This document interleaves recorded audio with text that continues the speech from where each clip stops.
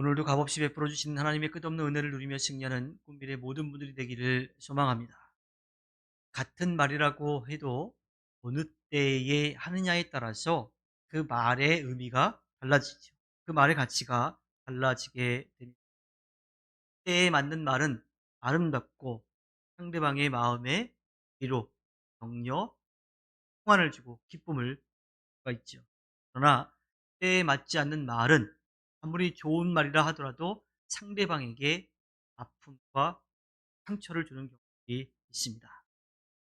아무리 아름다운 노래라 하더라도 마음이 상한 사람이 들었을 때에 그것이 위로가 되지 않는 경우가 있어요.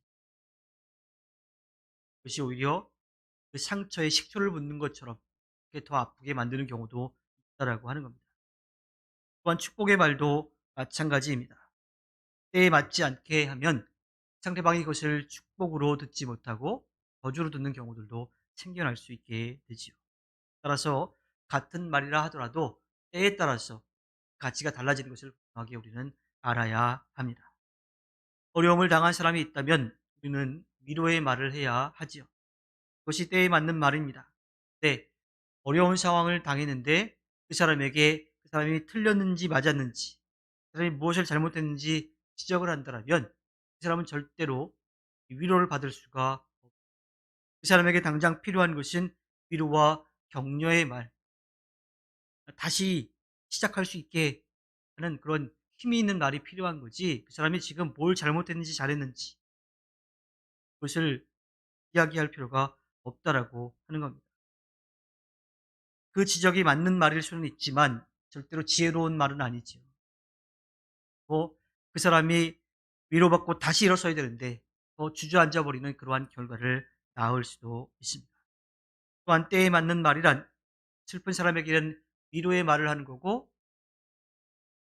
또 용기가 필요한 사람에게는 격려의 말을 하는 거고, 기쁨이 충만한 사람에게는 축하의 말을 하는 거지요.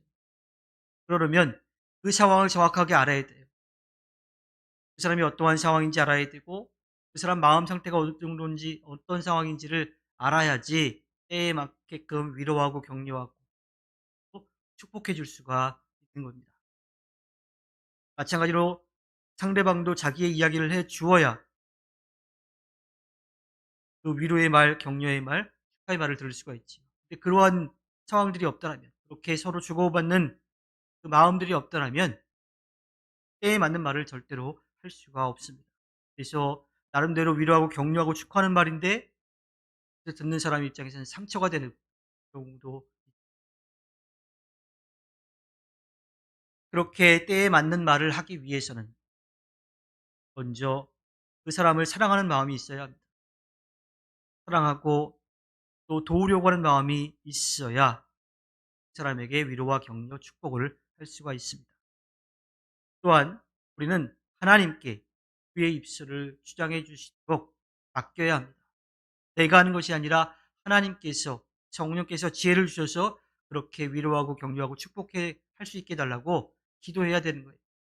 그냥 내가 가지고 있는 생각과 경험과 지식으로 막 그 사람에 대해서, 그 상황에 대해서 이야기해서는 안 된다라고 하는 거죠.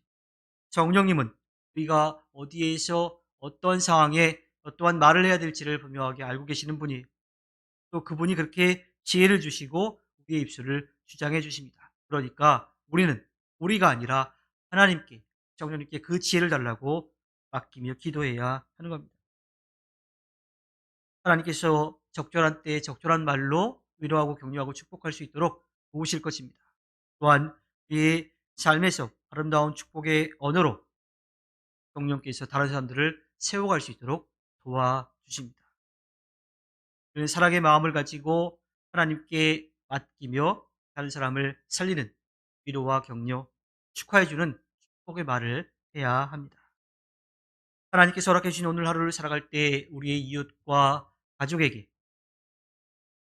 위로, 격려, 축복의 말을 전하며 하나님 앞에 기쁨을 드리는 모든 분들이 되기를 주님의 이름으로 부탁드립니다. 기도하겠습니다.